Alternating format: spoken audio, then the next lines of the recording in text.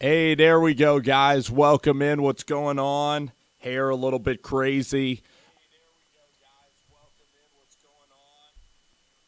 I got to turn that shit off. I don't want to have echoing in my video. How are you guys? Thanks for coming into the show. Again, hair sucks today. It's just because I wanted to just get in and do a quick video. I'm going to shower and then go down to the Sixers game tonight. If any of you guys are there, hope I see y'all. Should be a lot of fun. Humble brag going to the Sixers tonight. Best team right now in basketball. But, you know what, I have a lot of topics. I have 3 topics, that I have today. And I'm excited about each and every topic. I'm going to start off with the topic that is the most relevant quickly, and that is the Cleveland Cavaliers. The Cleveland Cavaliers, they lose to the Indiana Pacers yesterday. They get boat raced, and then all day long, predictably, if you watch the sports media propaganda, what they're going to tell you is that LeBron James is in trouble. And the bottom line is that this isn't my first year watching basketball. This is maybe my 20th year. And the point is with LeBron James is that he's never done. He's a guy that never dies, and Indiana is not the team that's going to put him out, okay? I've watched those Bulls series. I've watched those Heat Cavs series or those Bulls Heat series. Even when Derrick Rose and those Bulls teams had LeBron against the ropes, there was no way that the guy was going to freaking lose. And he's not losing to Oladipo. He's not losing to this Indiana team. He's going to get every call in the fourth quarter. There's no way that ESPN wants their darling out in the first round. ESPN pays a shit ton of money to go and really watch LeBron James, and ESPN is responsible for LeBron and these Cavs. The refs in these fourth quarters, every time LeBron burrows in the guys, they're going to call some bullshit calls. Even yesterday against Miles Turner, there were some bullshit calls in that game. So, to tell you the truth, I think Cleveland, though, is going to hit open shots. They missed plenty of open shots. And if you're Indiana, you have to guard him one-on-one, and you can't allow him to get into the post and do work. So, how you doing, Jabari, man? What is going on, dude? I really want to try to get this guy on the show that I've liked of recently. His name's The Roan Effect. I want to try to get like all these NFL, like different YouTubers, even some of you guys. I want to get you guys on this show. Because how cool would it be if we did a whole YouTube like mock draft where we acted out on every team? And I wanted to say a couple times, Phil Nelius, thank you so much, man. I appreciate it. I've been at this a couple of years, and it's so cool to have loyal guys like you and Jabari on the show, man. Marcos, what's up, man? How are you? Marcos, you're the I know you, bro. You were giving me flack because yesterday I said a line about the Eagles. The Daryl Worley line about Howie Roseman in the offseason and about them kind of shitting the bed in the offseason with some of these guys. But, really, the Eagles are on top, and they're looking down at all of us right now. And us Giants fans need to do what we can to stay afloat right now during these times. And you guys have the upper hand for sure. What I wanted to say, too, is that there was a commenter on a video that like basically said I'm a two-teamer, that I'm a Niners and Giants fan. And, I mean, I'm to the point in my life when you get to be 22, 23, it's hard to keep up that level of passion that you have about the game, about football. But I simply continue to do it. Some of my friends that have watched football, they care more about girls now. They care about their girlfriends on Sunday, whatever. Point is that I'm a Giants fan. I always will be a Giants fan. If it's ever Giants and Niners, I'm Giants all the way. But I am allowed basically to do Jimmy G videos and appreciate other fan bases and their work. So I wanted to clear that up. A little bit of housekeeping before we continue our topics. What I wanted to say, too, is that the Cavs have no problems versus Indiana. Even if the Pacers are up 3-0, I don't trust them to close out LeBron. LeBron's just going to take over. I would not double-team LeBron James. Force Rodney Hood to beat you. Force Jeff Green. Jeff Green was 0 of 6 yesterday. Jeff Green, there's a reason why Jeff Green, out of Georgetown, all that talent, there's a reason he's bounced around the entire NBA, and it's because he is not a reliable starter, not a reliable player. I want Oladipo to turn into MJ. He literally has MJ qualities. I'm not saying he's MJ, but his ability, his competitive nature, the no bullshit kind of mentality that he has. He's developing into a Mamba mentality. I mean, that movie put on Larry Nance. He's developing closer qualities, and Indiana handed him the keys to the franchise, and not a lot of people saw Oladipo being this special. I had a lot of high expectations for him going to OKC in that trade, sending Ibaka to the Magic, but Oladipo is all world.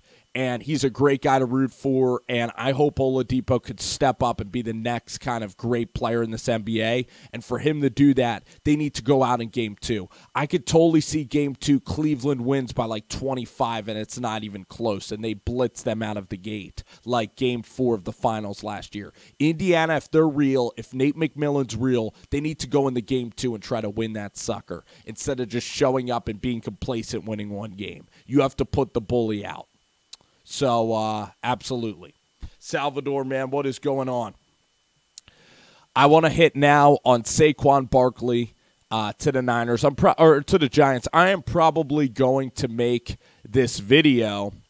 I am probably going to make this video like its own separate video, but I wanted to say it today on the live stream today. So, basically, I wanted to say this.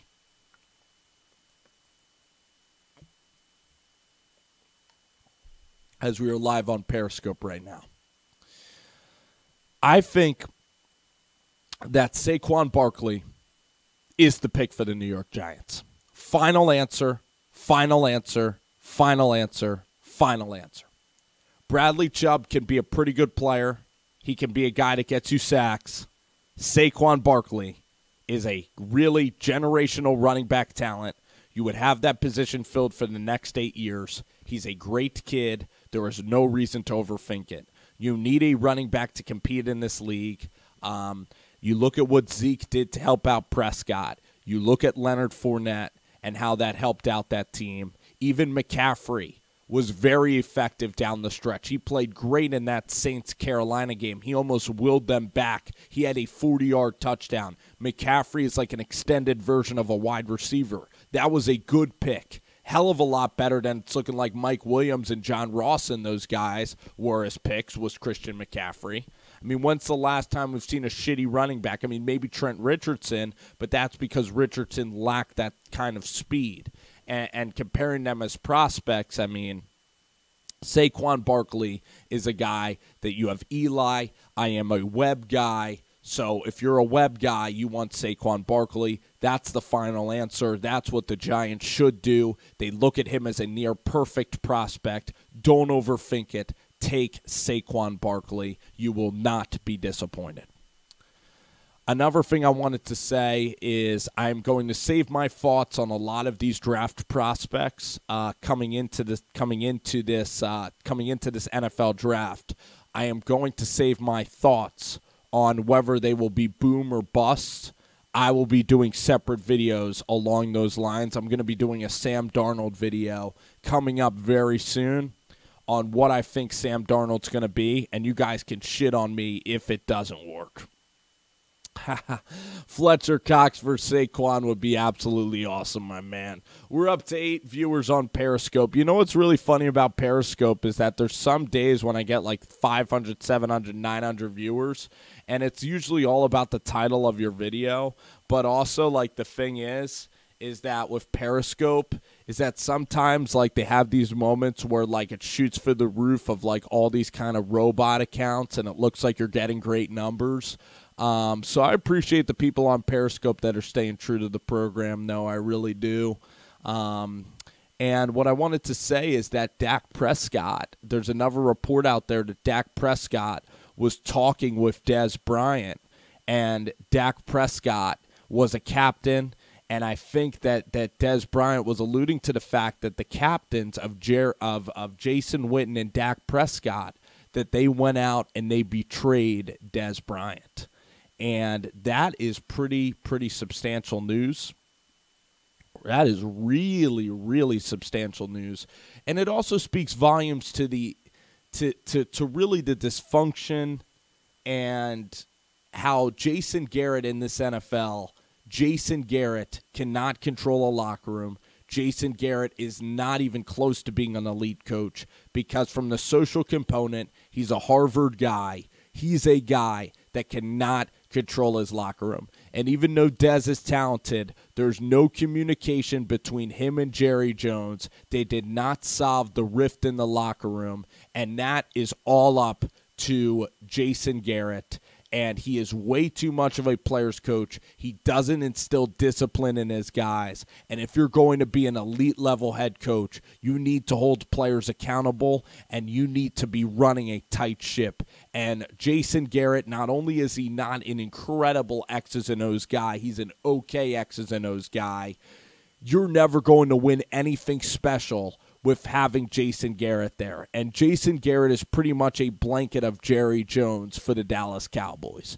And I don't think that anybody is scared of having to go against Jason Garrett in the playoffs. And what Jerry Jones needs to do is he needs to go out and he needs to find a young head coach or maybe a John DeFilippo, a Matt LaFleur, somebody that can really put some pep into this offense now.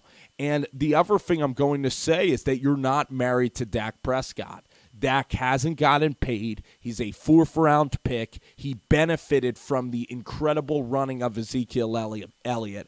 I think he's a glorified Alex Smith. Now, you can point to that playoff game where he played great against the Green Bay Packers, but the point is Dez Bryant or Dak Prescott, a lot of times I don't see Dak making second-level throws that just absolutely floor me.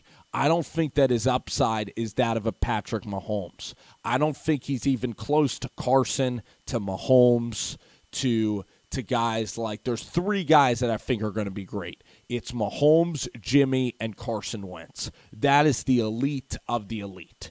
And Carson Wentz, that throw against Seattle where he's fading away and he flicks it 50 yards. The throws against the Redskins on Monday Night Football. The throw to Aguilar in the opening game. The throws to Ertz.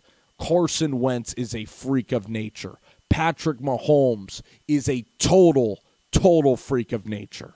Then if you're going to look at Deshaun Watson and Mariota, I think Mariota is going to be absolutely ridiculous.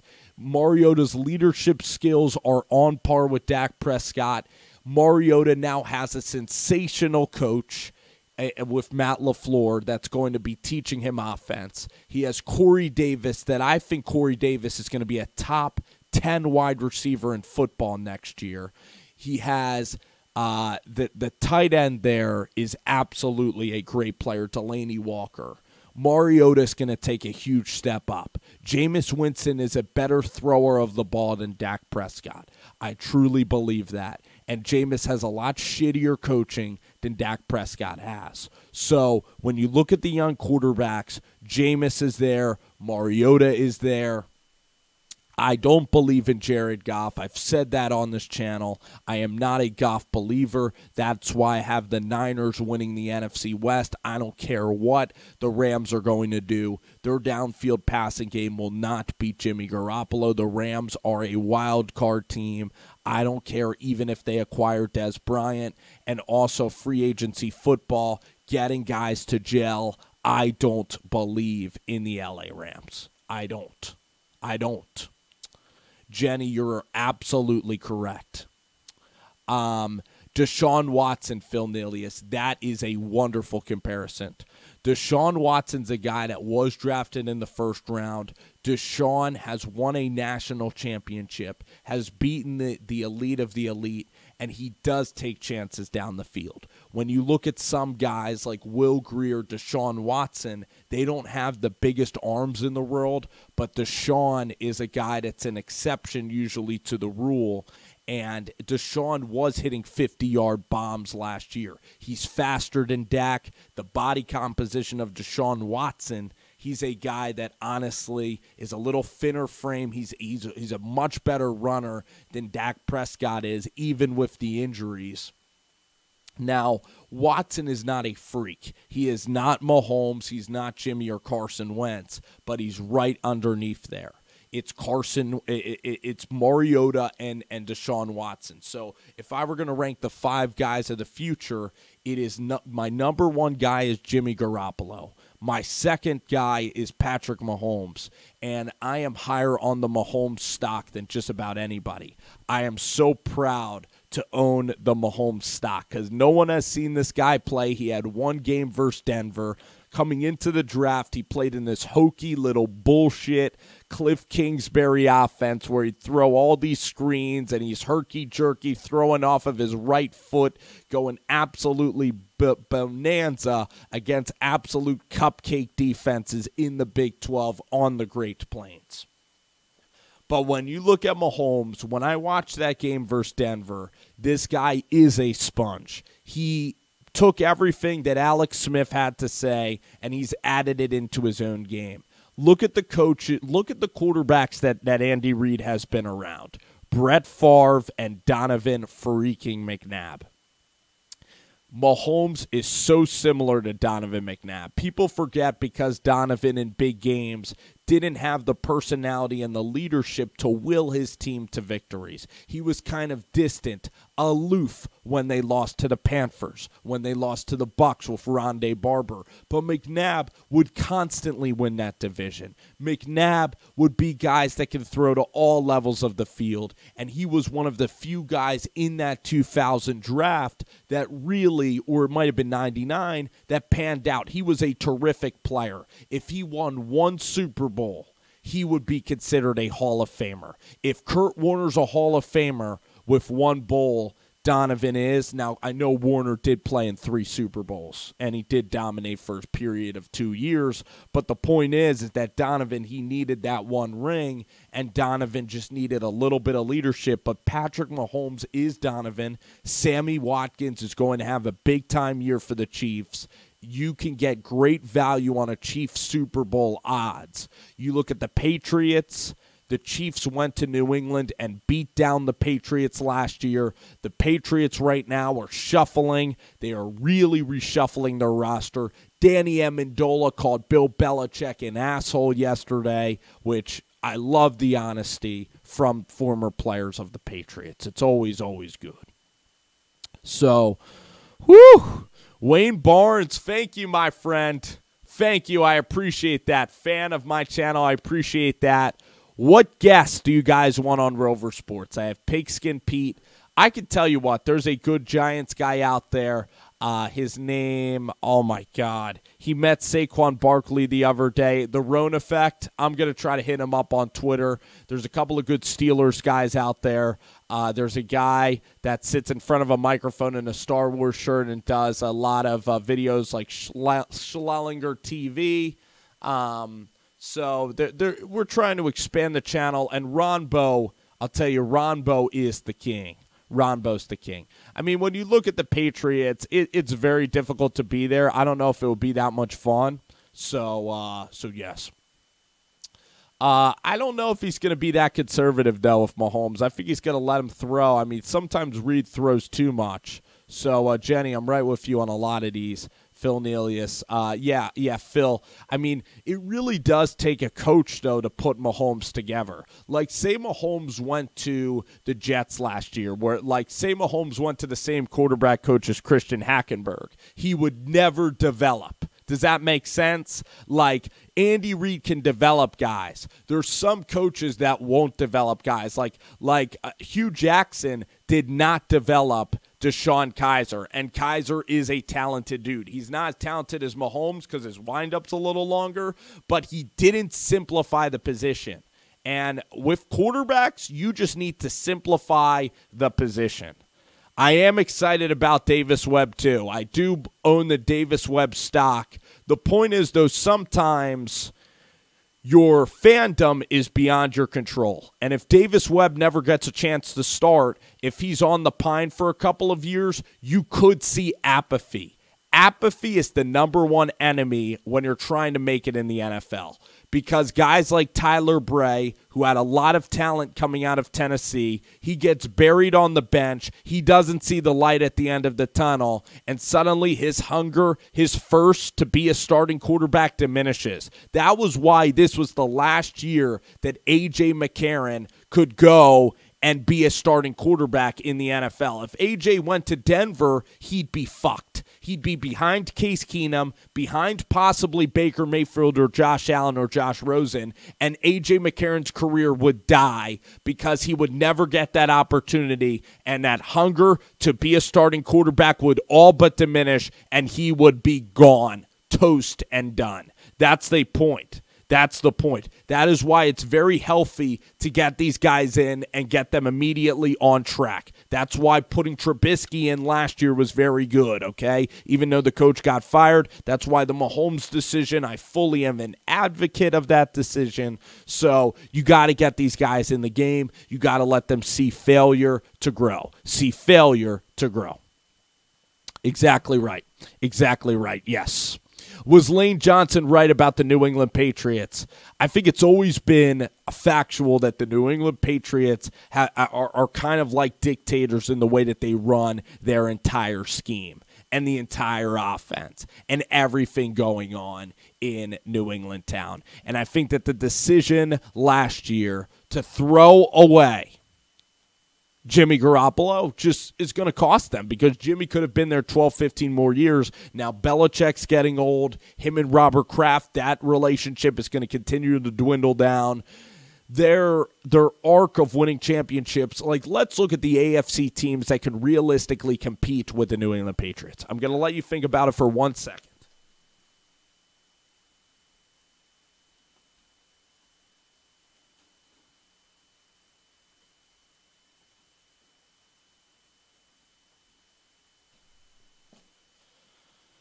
The arc of the teams that can compete with the New England Patriots, my team this year out of the AFC is the Kansas City Chiefs. I'm saying that right now. I'm going to say it for the rest of all time in the summer, unless that somebody gets hurt. Too many weapons. The defense is fixable. You can fix a defense just like the Atlanta Falcons. Their defense wasn't that good a couple of years ago. Carson Wentz took them to a Super Bowl. Russell Wilson, Super Bowl. You can have guys take teams to Super Bowls. Colin Kaepernick didn't play at all, and he elevated what Alex Smith did, and he took that thing to a Super Bowl. So I have the Chiefs, okay? The Chiefs are a number one contender. Should Dez go to the Chargers, though, and the Chargers can make a little run at the Patriots? I don't think so. Who's going to get home field from New England? Pittsburgh. They're still a little bit like of the old guard against the New England Patriots. And, I mean, that game with Jesse James was so tight. And the thing is, if the Steelers get home field, they'll have a good opportunity. But, I mean, to let up 42 points to Blake Bortles, to play a track meet with the Jaguars and not take the game by the balls and play it straight up, I mean, that was just a fucking travesty of a game last year versus the Jacksonville Jaguars. So the Steelers are another team, right? Could the Steelers dethrone them? But then you're too young. I mean, the Titans you saw last year are 2 years away. Even with Mike Mularkey, they are a couple of years away from really being able to challenge the New England Patriots. The Houston Texans, can the Texans stay healthy? Deshaun Watson's a special cat. Can the Texans stay healthy? That's going to be a team that you can actually watch out for. But I don't believe in Blake Bortles winning. So then let's go to the AFC West. I said the Chiefs. If Denver gets Baker Mayfield, Denver can be a potential. But if Denver doesn't draft a quarterback, Denver is royally screwed. Oakland is way too many moving parts for them to just put it all together. And even if they get into the playoffs, to expect them to make the Super Bowl is absolutely ludicrous with John Lynch there, or with John Gruden in that first year. So then who else do you really have in the AFC West? The Chargers, the Oakland Raiders, Kansas City Chiefs, and Denver Broncos? No. Let's look up to the north. Bengals? No. Baltimore? No. Cleveland? No. Steelers, we just highlighted. They're part of the old guard, not really going to scare. Then you go to the south. You look at the Jaguars, no. Houston, still probably not. Colts, no way. And the last team that you have is Tennessee, and the Patriots own Tennessee. It's like the Raptors and the Cavs. Then you look at the East, all three teams blow. There you go. If the Patriots played in the NFC, it would be fucking outrageous because the Niners, I believe that the Niners played in the AFC, they would win. I believe that the Saints would have a damn good chance of winning. I believe that even Tampa Bay would have Tampa Bay's building a team. Detroit's really building well. I just look at Detroit's roster yesterday, Minnesota.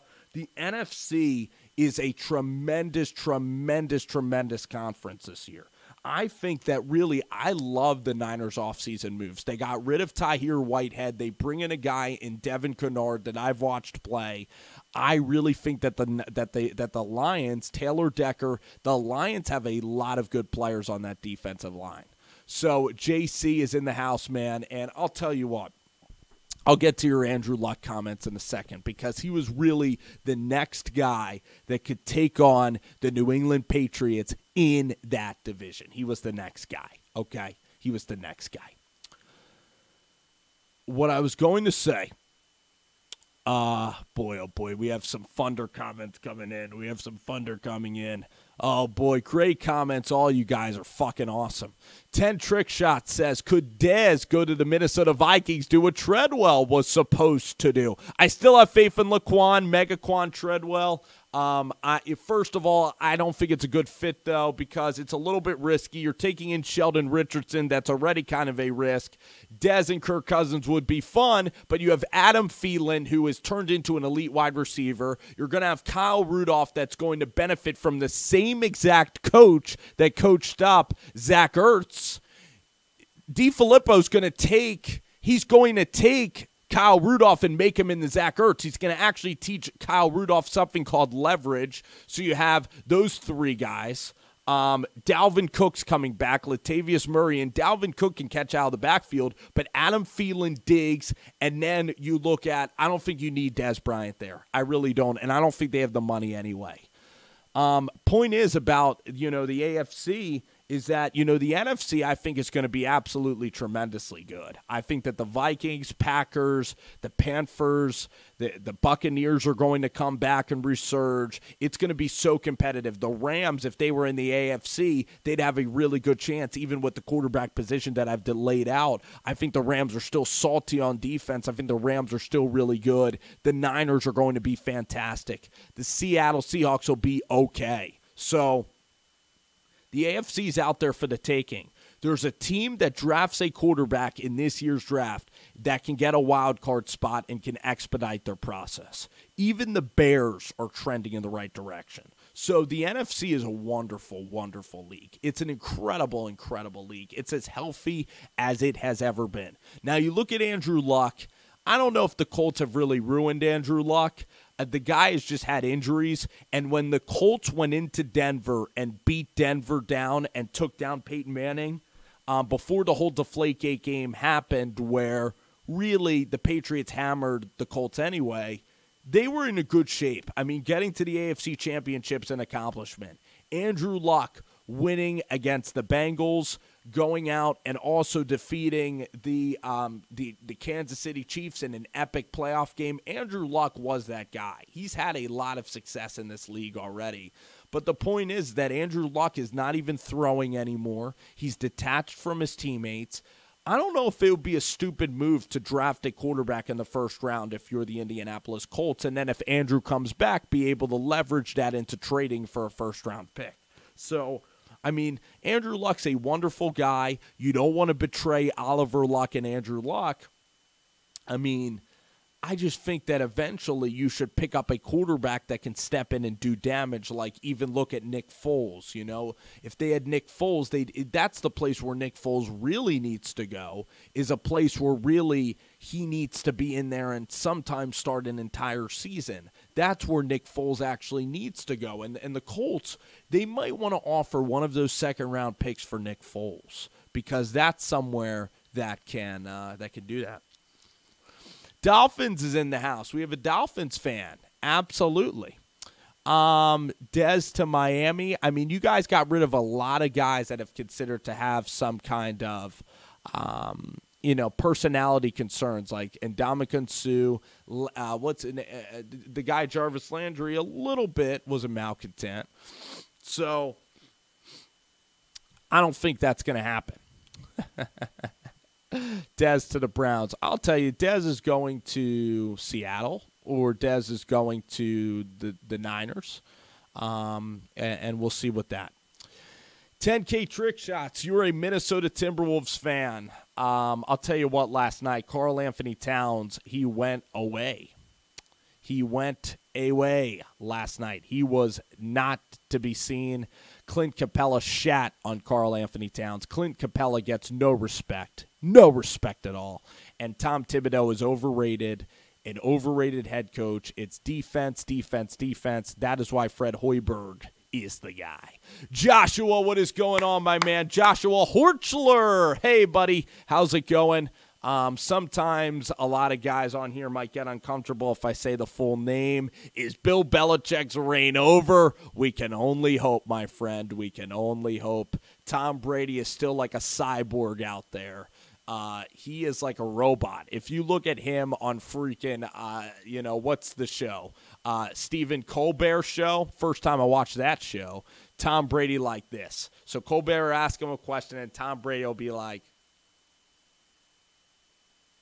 yeah, we really competed last year, and it was tough. It was tough, Steven. It was tough, going into that game. And, I love my teammates and Bill.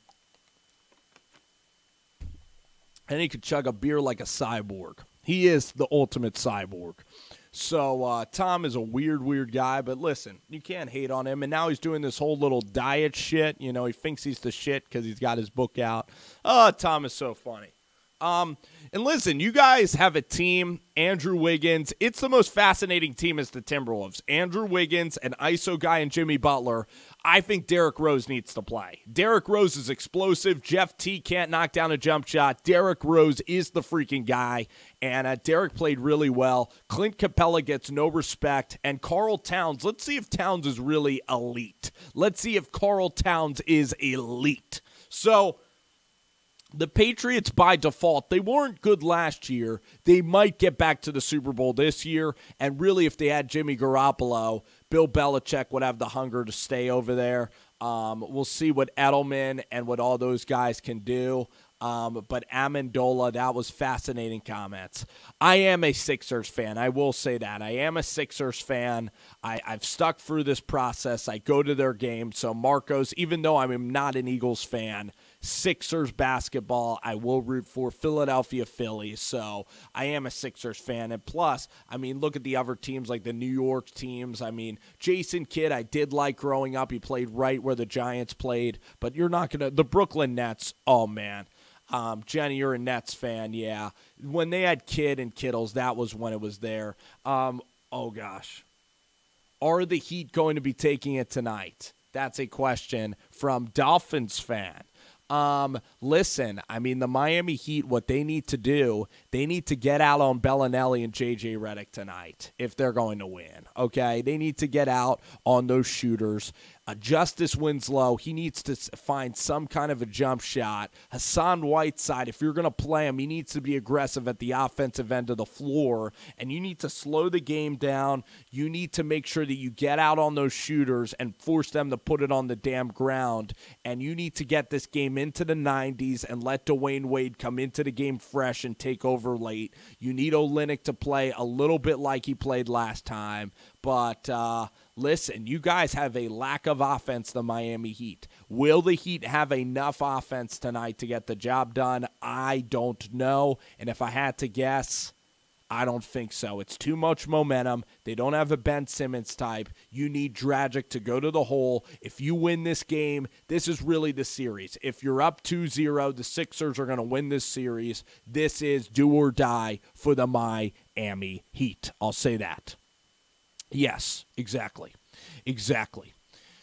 Goran Dragic needs to be aggressive, all you got. But I expect it to be a fun game. And also, I'm going to try to get down to the game early because J.J. Redick has such an interesting routine where J.J. Redick, you can look up J.J. Redick New York Times. I wish I could send it to you guys. He has this thing where J.J. Redick gets to the game and he has to literally hit like 132 shots. He needs to stretch. He needs the cold tub, hot tub. He leaves with approximately 35 minutes on the clock. He eats the same granola bar that he's been eating his entire career. He is like OCD to the max, and for that, I respect the crap out of J.J. Redick because J.J. does stretching. He shoots for like an obtuse amount of minutes, like maybe 2 minutes, 5 seconds. He hits maybe 8 to 9 shots where he's dribbling. J.J. Redick is a creature of habit, and he is just almost like robotic out there, and it's going to be fun to try to see him out there tonight. I might even record some clips tonight, but really it's great. When your city has playoff basketball, it is wonderful. We have T-Wolves fans here. We have Heat fans. When you get to watch a playoff game, it makes the month of April fly by. It'll make it fly by. And the Rockets did not look good yesterday, trick shots. I'll say that. They let you guys hang in there. Chris Paul did not play well yesterday. He almost looked like he was throwing the game. So let's see whatever NBA games are on. I hope that the Pelicans are playing. I love watching Rondo. He's one of my favorite players in these playoffs. Tonight, unfortunately, we have complete duds. We have the Spurs-Warriors game sucks. Tomorrow, we have good games. Wizards, Raptors, Pelicans, Blazers. Then Wednesday is fucking stacked. 3 great games. Jazz, Thunder, the Pacers, Cavs, and the Wolves and the Rockets. So really they stagger it nicely. But really, they look at the Warriors. I mean, the Warriors are back. Warriors would totally be my pick to win the championship. No doubt about it. Kevin Durant, they are playing absolutely awesome. Guys, great stuff. Great stuff from you guys today. You guys were a blast to talk to. Cavs in 5, let's do it. Cavs in 5, let's do it. Oklahoma City to the championship, that's a possibility. Oklahoma City looks like right now that he could beat the Houston Rockets if Paul George plays as well as he does. Abso-freaking-lutely. Penguins in 5, I would say yes, too. Penguins literally scored 2 goals in a matter of 10 seconds. Again, but you're going up against the Philadelphia Curse right now, and it seemed like that city has sold their soul to the devil because literally every Philadelphia sports team right now is absolutely going bonanza. Tonight, Sixers Heat is an elite game. Oklahoma City to the championship. Cavs in 5, no. Cavs in 5, no. That series is going at least 6 games. And will the Warriors go 16-1, what, in the playoffs again? The great news is that they're playing the Pelicans, right, or the Blazers. They'll sweep that next series as well. And then what I would want for them to play, I actually want them to play against the Rockets. I think the Rockets are a very beatable team because they're just Warriors, like minor league version of the Warriors, okay? I'll tell you what, Russell Westbrook is scary. Russell Westbrook and Paul George are scary. Steven Adams, scary. I know Capella is scary, but point is that you look at the Rockets, Chris Paul can be in and out.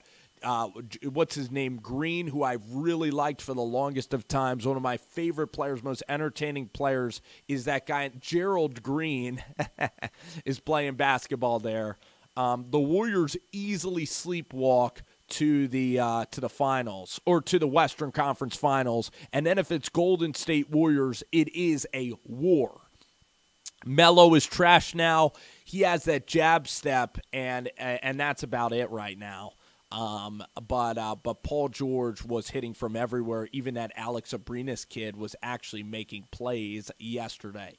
Alrighty, it was a blast, guys. Thank you guys for tuning in. If you like this show, please go ahead and subscribe. Go ahead, tell your friends, and go ahead and subscribe to the show. Subscribe to the damn show. Rewatch it back. We're going to try to get great guests on this show. Hit me with guests that you guys want to get. Hit me with other YouTubers, other Periscope guys that you like. Tell them to come on the damn show. NFL Draft in 14 days. Baker Mayfield visiting the New York Jets. 3-hour meeting. So much shit to cover in the world of sports right now. April is a glorious time for sports. Alrighty, guys. Thank you. God bless. Take care. And we have Sixers Heat tonight. Big time shit going down at the Wells. You guys enjoy your Mondays. Peace.